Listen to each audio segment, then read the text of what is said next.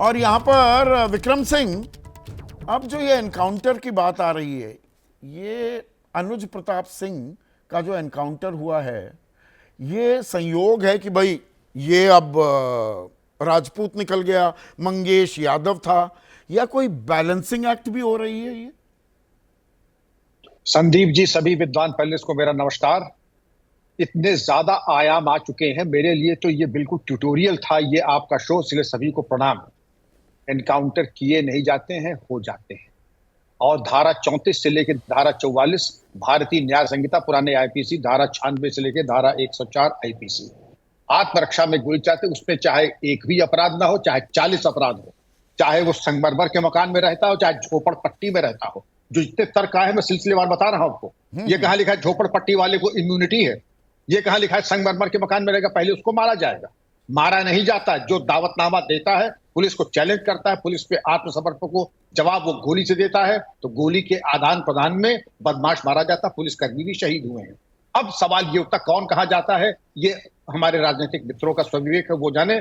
लेकिन मैं जरूर जानना चाहूंगा, I know you are a proud policeman and you are one of the best we had in the country, तो मैं कोई आप पर आक्षेप नहीं कर रहा हूं, पर ये एक रटी रटाई जो स्क्रिप्ट हमेशा हर एनकाउंटर के बाद आती है, जैसे इस मामले में आई कि भाई उन्नाव के अचलगंज थाने के बेथर गांव में छिपा हुआ है, सुबह के 3 से 5 बजे ललकारा जाता है, पुलिस वाले पर गोली चलती है, पुलिस जवाबी कार्रवाई करती है, अनुज प्रताप सिंह ढेर हो जाता है।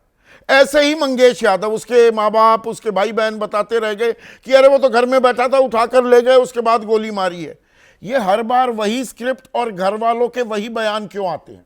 इससे शक तो पैदा होगा ना।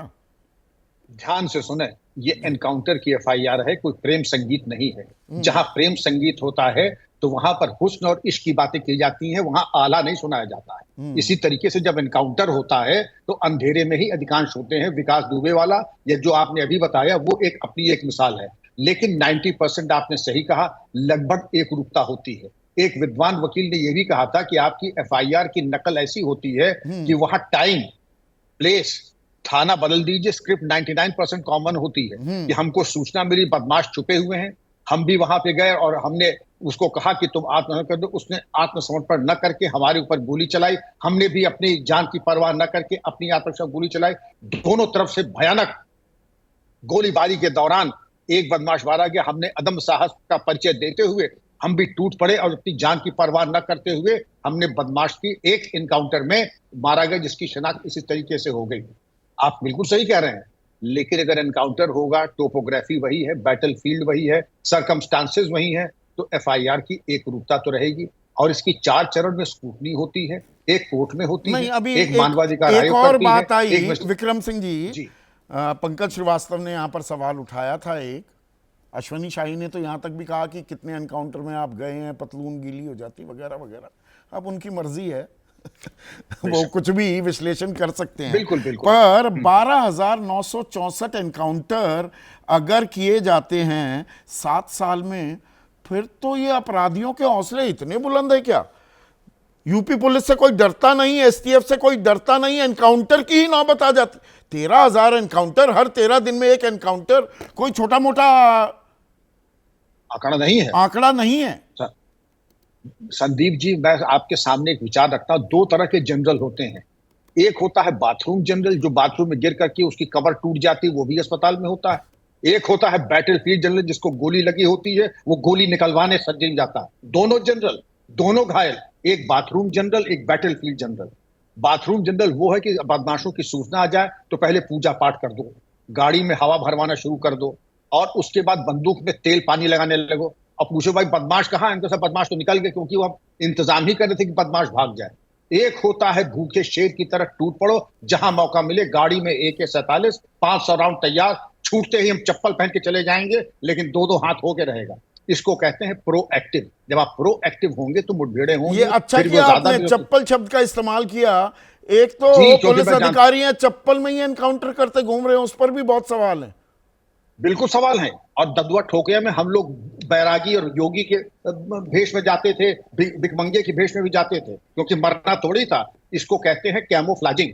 हम अब विद्वान दोस्तों से पूछेंगे, कंसीलमेंट कैमोफ्लेजिंग की एक किताब है मेजर जनरल बराड़ की, उसको जरा पढ़ लें तो और क्लियर हो जाएगा हम चप्पल क्यों पहनते हैं और क्यों नहीं पहनते हैं, बैरागी का वेश क्यों बनाते हैं, चना जोर गरम वाले बन के क्यों हम पीछे पड़ जाते हैं, और कमर में खोस करके हम 38 बोर पिस्तौल क्यों लेके जाते हैं। ये तमाम चीजें हैं। लेकिन मैं विद्वान मित्रों को बहुत प्रणाम करते हुए पूछूंगा, कैमोफ्लेजिंग की जब तक हमें स्पेलिंग ना आ जाए तब तक इस पे हम प्रकाश न डालें तो ज्यादा अच्छा रहेगा।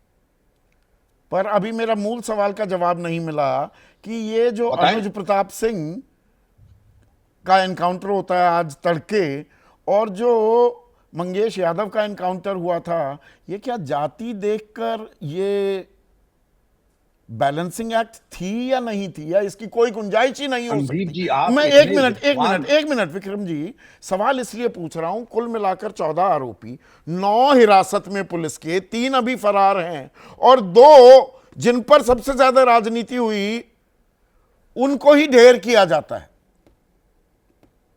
संदीप जी, आप इतने विद्वान देश के माने हुए एडिटर हैं, पूरे भारत में नहीं विश्व में आपका सम्मान है। ये इतना सहज सवाल नहीं है कि मैं हलवाई की दुकान पे गया और बालूशाही की जगह मैंने रसगुल्ला खा लिया ना। एक ही कदम उठा था गलत राह शौक पर, जिंदगी तमाम उम्र मुझको ढूंढती है। एक त्रुटि हुई तो फांसी की सजा है। इतना आसान नहीं है कि चूंकि बैलेंसिंग एक्ट है, आपके लिए हमारे लिए तो बड़ा आसान है कि आज स्टूडियो में बैठ करके इसके ऊपर चिंतन मंथन मनन कर सकते हैं। लेकिन जब गोली चलती है तो ये जरूर है कि अगर जरा सी त्रुटि हुई तो पुलिस वाले के लिए कैरियर तो जाएगा ही जाएगा, पुलिसकर्मी जेल भी जाएगा, नौकरी भी जाएगी, और बर्खास्त भी होगा, और आजीवन कारावास और फांसी भी हो सकती है। इसलिए इसको इतने हल्के में हम लोग न ले। हम लोग चूंकि अपने उदयवीर, हल्के में ले रहे हैं आप, हल्की राजनीति करके एनकाउंटर को हल्का बनाने की कोशिश कर रहे हैं क्या? छोटा सा कमेंट चाहूंगा 30 सेकंड में।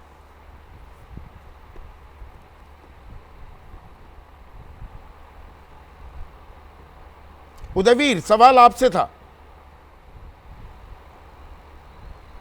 क्या क्या बताइए? मैं ये कह रहा हूं जो अभी सवाल रिपीट करिए जरा। विक्रम सिंह ने जो कहा कि ये इतना हल्का नहीं होता, एनकाउंटर को आप हल्का दिखाकर हल्की राजनीति कर रहे हैं क्या?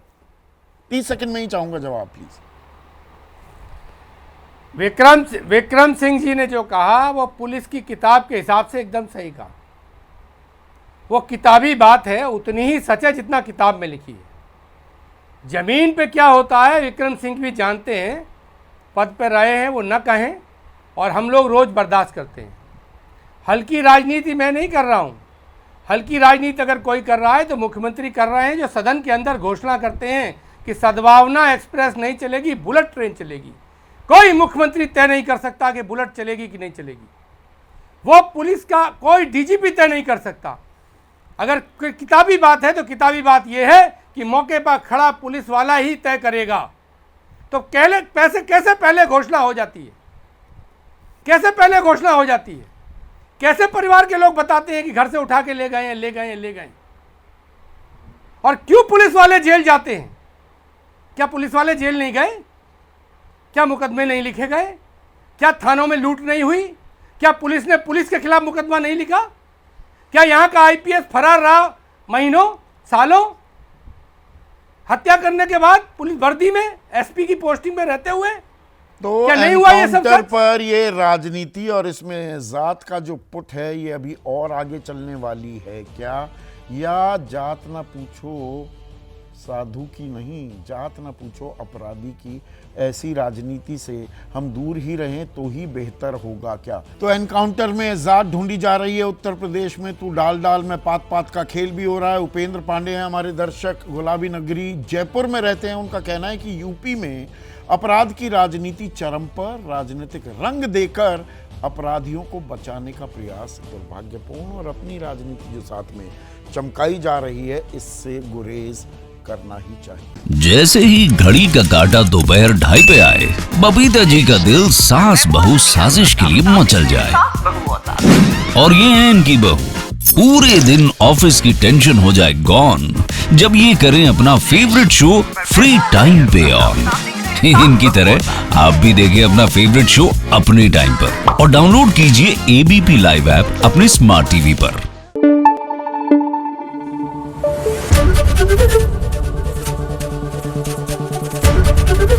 एबीपी न्यूज आपको रखे आगे।